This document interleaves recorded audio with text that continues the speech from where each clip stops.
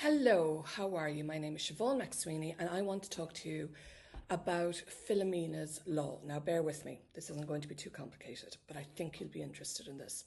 Now, you probably know that probably even before, since 1922, between 1922 and 1998, tens of thousands of women and young children lived in mother and baby homes and county homes in the Republic of Ireland. Now, in March 2024, the Irish government opened a compensation scheme so that the survivors of these mother and baby homes, the compensation would recognise the impact of the time that they spent in these institutions. We've heard horrendous stories of the conditions and the mistreatment that these women and young children went through. Now, as you can imagine, thousands of these survivors left the Republic and came to Britain due to the abuse they experienced. Loads of them came to London, they came to the West Midlands, and they came to the north of England. Now, there is an estimated, I'm sorry if you can hear noise outside, there is an estimated around 13,000 people eligible for this payment under the scheme currently in the UK. So they're eligible to this compensation. It is their legal right to receive this compensation set out by the Irish government. However,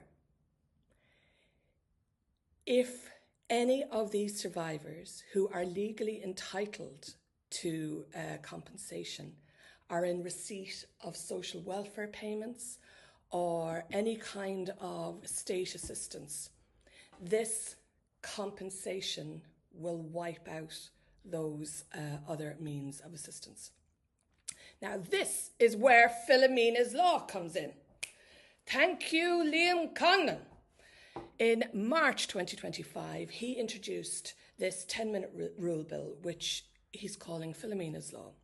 It is aiming to put right this incredibly unfair situation through the introduction of, I don't know what this means, indefinite capital disregard. They're good words, aren't they? But what it means is that this mechanism would ring fence any compensation accepted through the scheme so that it wouldn't affect benefits or social care calculations. This is really important. And look, he hasn't plucked it from the air.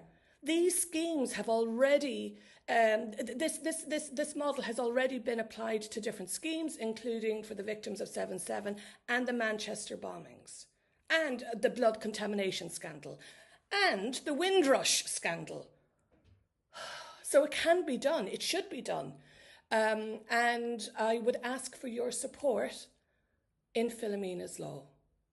These women, these survivors have already gone through enough humiliation and mistreatment by the Irish state. It seems particularly cruel that the British state would continue to mistreat these people. So I urge you, Philomena's Law. Thank you.